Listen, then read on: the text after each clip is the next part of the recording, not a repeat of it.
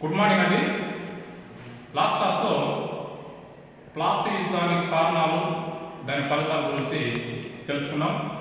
దాని కంటిన్యూషన్గా ఇవాళ మరొక కాన్సెప్ట్ అండి, బక్సర్ యుద్ధం.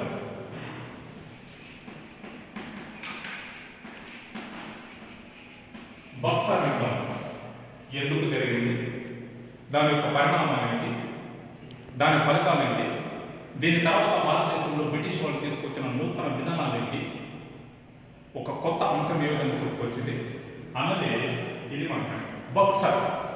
ఈ బక్సర్ అనే ప్రాంతం ప్రస్తుతం ఏ రాష్ట్రంలో ఉందంటే బీహార్ రాష్ట్రంలో ఉంది. మాకు గుర్తుపెట్టుకోవాలి, అడుగుతారు పోటీ పరీక్షలు, అడిగారు కూడా. ఇయర్ ఇంపార్టెంట్, ఇక్కడ తీసుకున్న సందులు ఇంపార్టెంట్, ఇక్కడ తీసుకున్న విధానాలు ఇంపార్టెంట్. ఈ బక్సర్ యుద్ధం యొక్క ప్రధాన ఫలితం ఏంటి అన్నది కూడా మనకు పోటీ పరీక్షలు ఇంపార్టెంట్. సో కాబట్టి ఒకసారి చూద్దామండి. బక్సర్ బీహార్ రాష్ట్రంలో ఎవరెవరికి జరిగింది అంటే బ్రిటిష్ ప్రభుత్వానికి వర్సెస్ భారతీయ కూటమి చక్రవర్తులకి. బాగా గుర్తుపెట్టుకోండి, భారతీయ కూటమి చక్రవర్తులు. ఎవరు వాళ్ళు కూటమి చక్రవర్తులు ఎవరెవరు?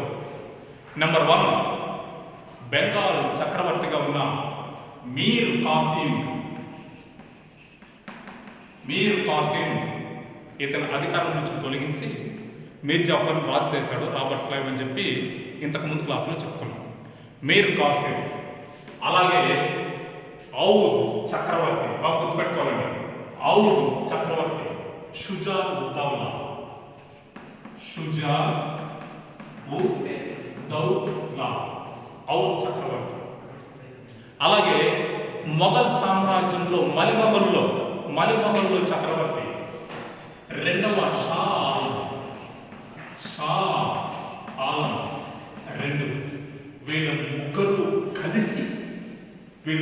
కలిసి బ్రిటిష్ ప్రభుత్వాన్ని భారతదేశం నుంచి ఏ విధంగా పారదోలాలి అని చెప్పి ఒక పన్నాగం అన్నారు, ఒక ప్రయత్నం చేశారు. ఆ ప్రయత్నంలో జరిగిన యుద్ధమే బక్సర్ యుద్ధం. ఎప్పుడు జరిగింది అంటే 1764లో జరిగింది. ఇయర్ ఇంపార్టెంట్ అండి. బక్సర్ యుద్ధం ఏ సంవత్సరంలో జరిగింది? 1764లో జరిగిందండి. ఎవరి మధ్యన జరిగింది? బ్రిటిష్ ప్రభుత్వం వర్సెస్ భారతీయ కూటమి చక్రవర్తుల మధ్యన జరిగింది. సరే, ఈ కాన్సెప్ట్లో ఎవరు గెలిచారు? బ్రిటిష్ ప్రభుత్వానికి నాయకత్వం ఇచ్చిన వ్యక్తి ఎవరు? యుద్ధం జరుగుతున్నప్పుడు ఇవి మనకు బిట్లండి. నాయకత్వం ఇచ్చిన వ్యక్తి ఎవరు? అలాగే ఈ కూటమి వాళ్ళు గెలిచారా, ఓడిపోయారా? ఓడిపోతే ఎవరెవరు ఎక్కడెక్కడ ఏమేమి చేశారు అన్నది ఈ కాన్సెప్ట్ ఒకసారి చూద్దామండి. మనకి ఇందులో ప్రధానంగా కీలకమైన అంశం ఏంటంటే, ఈ యుద్ధం జరుగుతున్నప్పుడు బ్రిటిష్ ప్రభుత్వానికి లేదా యుద్ధం కాలం నాటి బ్రిటిష్ సేనాధిపతి ఎవరు అంటే హెక్టర్ మన్రో. బాగా గుర్తుపెట్టుకోండి, హెక్టర్ మన్రో అనే వ్యక్తి బక్సర్ యుద్ధానికి నాయకత్వం వహించాడు. బాగా గుర్తుపెట్టుకోండి, లాజిక్ కాన్సెప్ట్. బక్సర్ యుద్ధానికి నాయకత్వం వహించాడు. సరే, 1764లో యుద్ధం జరిగింది.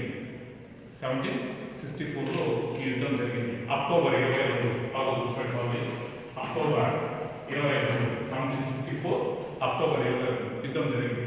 ఈ యుద్ధంలో భారతీయ కూటమి కలిగిన నవాబులు ఓడిపోతే అందులో కీలకమైన అంశం ఏంటంటే మనకి షుజా ఉద్ దౌలా అయోధ్య నవాబు షుజా ఉద్ దౌలా ఈ కాన్సెప్ట్ నుంచి విరమించుకోవడం జరిగింది. షుజా ఉద్ దౌలా. అలాగే మరొక వ్యక్తి బ్రిటిష్ ప్రభుత్వంతో సంధిని ఏర్పాటు చేసుకున్నారు. ఈ సంధి యొక్క అంశాలు ఏంటి, విధానాలు ఏంటి అన్నది నెక్స్ట్ క్లాస్లో మేము ముందుకు వస్తున్నాం. వీడియో చూస్తున్న వాళ్ళకి సార్స్ అండ్ మేడమ్స్ సబ్స్క్రైబ్ చేయండి, లైక్ చేయండి, షేర్ చేయండి, సపోర్ట్ చేయండి. మరిన్ని వీడియోతో మేము ముందుకు వస్తాం. Thank you.